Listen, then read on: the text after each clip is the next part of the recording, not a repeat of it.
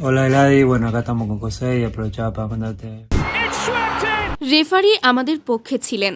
এবার লাইভে এসে মুসলিম দেশ মিশরের পক্ষ নিয়ে একই বললেন লিওনেল মেসি। হ্যাঁ দর্শক, ফুটবল ইতিহাসের সবচেয়ে বড় বিতর্ক এবং নগ্ন পক্ষপাতিত্বের পর এবার এমন এক অবিশ্বাস্য ঘটনার সাক্ষী হলো পুরো বিশ্ব, যা হয়তো বিশ্ব ফুটবলের নিয়ন্ত্রক সংস্থার বাঘা বাঘা কর্তাদেরও রাতের ঘুম হারাম করে দিয়েছে। বিশ্বকাপে আর্জেন্টিনা বনাম মিশরের মধ্যকার শেষ ১৬র রুদ্ধশ্বাস ম্যাচটিতে রেফারির চরম বিতর্কিত সিদ্ধান্ত এবং নির্লজ্জ পক্ষপাতিত্ব দেখে যখন পুরো ফুটবল বিশ্ব ক্ষোভে ফুঁসছে, ঠিক তখনই সবাইকে অবাক করে দিয়ে সামাজিক যোগাযোগ মাধ্যমে সরাসরি যুক্ত হলেন স্বয়ং আর্জেন্টাইন অধিনায়ক লিওনেল মেসি। আর সেখানে তিনি এমন এক বিস্ফোরক এবং অভাবনীয় সত্য স্বীকার করলেন, যা শুনে স্তব্ধ হয়ে গেছে খোদ কর্তৃপক্ষ। মিশরের সাথে যে চরম অন্যায় করা হয়েছে তা খোদ মেসিও আর নিজের বিবেকের কাছে লুকিয়ে রাখতে পারলেন না। তিনি আজ প্রমাণ করে দিলেন কেন তিনি শুধু মাঠের জাদুকর নন, বরং মাঠের বাইরের এক বিশাল হৃদয়ের অধিকারী।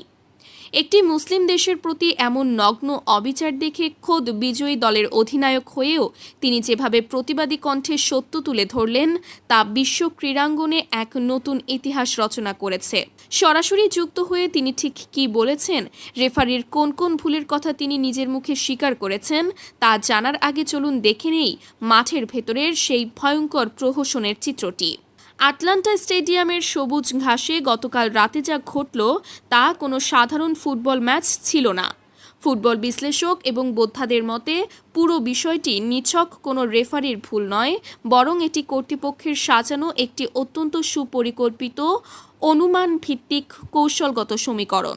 প্রথমার্ধ থেকেই রেফারি যেন এক অদৃশ্য চিত্রনাট্য অনুযায়ী খেলা পরিচালনা করছিলেন। একের পর এক আক্রমণ করেও যখন গোল পাচ্ছিল না আর্জেন্টিনা, তখন উল্টো গোল হজম করে বসে তারা। এর মাঝেই এমন এক সাধারণ ফাউলে রেফারি আর্জেন্টিনার পক্ষে পেনাল্টির বাঁশি বাজান, যা দেখে হতবাক হয়ে যায় পুরো গ্যালারি। তবে মেসি সেই পেনাল্টি থেকে গোল করতে ব্যর্থ হওয়ায় সেই বিতর্ক সাময়িকভাবে চাপা পড়ে যায়।